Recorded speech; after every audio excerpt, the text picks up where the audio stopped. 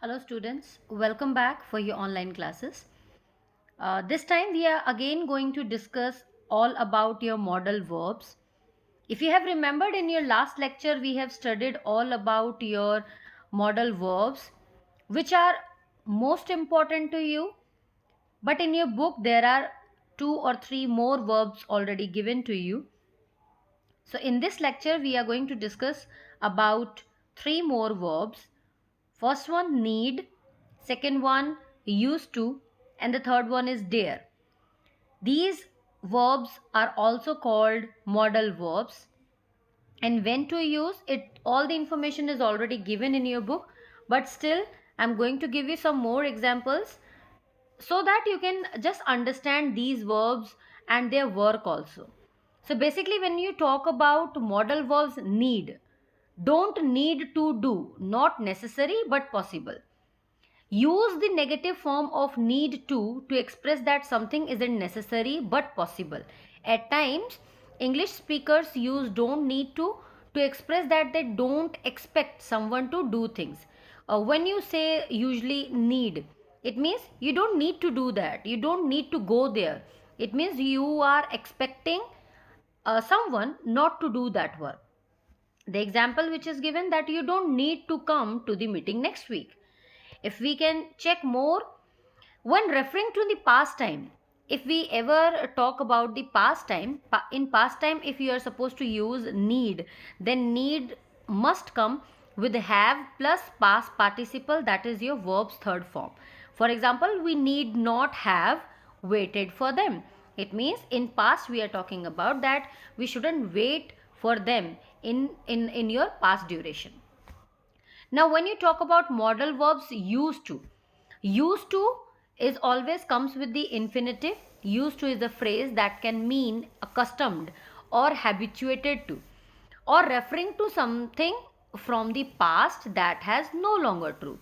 For example, she used to has long hair, or the good one is that right now that you used to have offline classes. It means you're not having your offline classes now. You're not going to school anymore.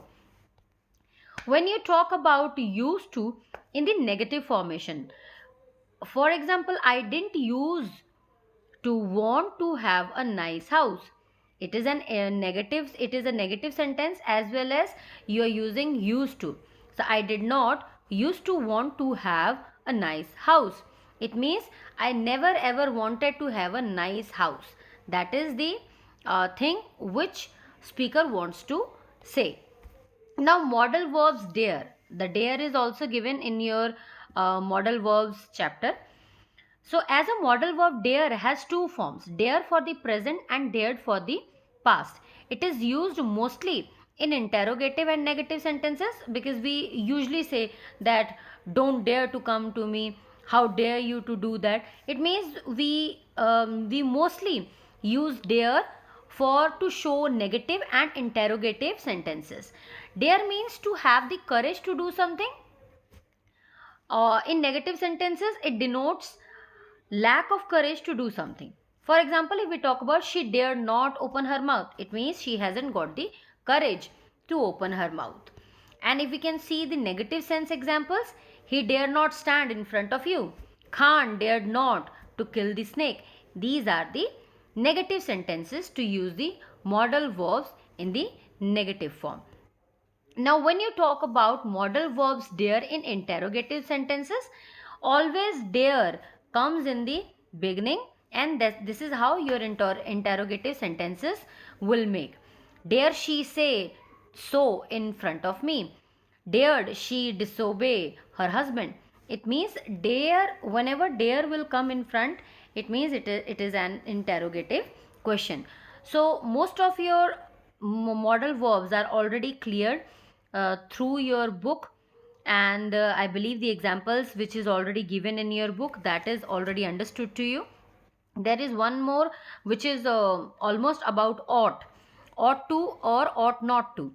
That is basically to express the subject, obligation or duty. You ought to attend the class regularly, you ought not to deceive anyone. This is not any external authority in ought, as there is in must, which expresses the speaker's authority. Must compels action on the part of the subject, but ought expresses the duty, inner conscience, or a sensible action or advice. For example, like there are certain things which has already decided. For example, you ought to respect your parents, you ought to obey your parents. It means it's not like a rule that if it is written somewhere then only you will do. Ought to simply means which is somewhere connected with your inner conscience. So hope students, these four verbs are already understood to you. If still you have any doubt, you can ask in your Google Classroom also. Thank you students so much.